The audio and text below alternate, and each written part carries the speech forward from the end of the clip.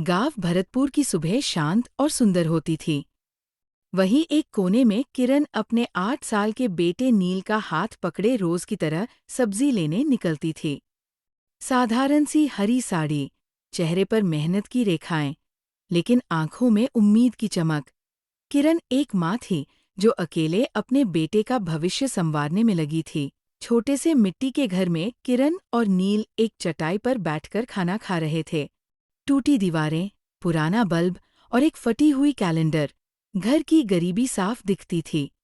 लेकिन किरण की ममता और नील का सुकून भरा चेहरा बताता था कि इस घर में प्यार की कोई कमी नहीं। उस दिन किरण ने ठान लिया कि अब वो किसी और पर निर्भर नहीं रहेगी। उसने अपने आंगन में एक ठेला बनाया और शुरू की अपनी खास रगड़ा चाट।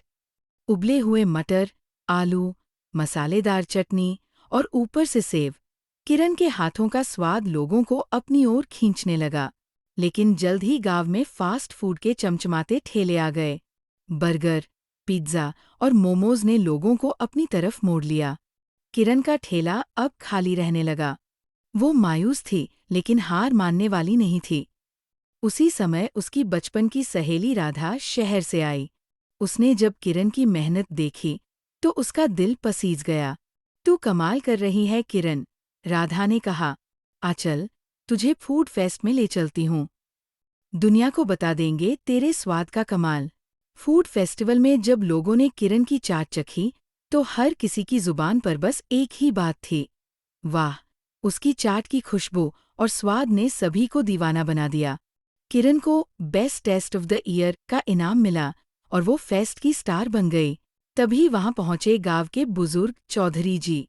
उन्होंने किरण की चाट चखी और आंखें नम हो गईं। ये स्वाद मुझे मेरी माँ की याद दिला गया बेटा, उन्होंने कहा। किरण के लिए ये किसी अवार्ड से कम नहीं था। अब किरण के पास कई ऑफर थे, बड़ा ठेला, शहर में दुकानें, ब्रांड बनने के मौके। लेकिन वो जानती थी कि सच्चा सुकून कहाँ है।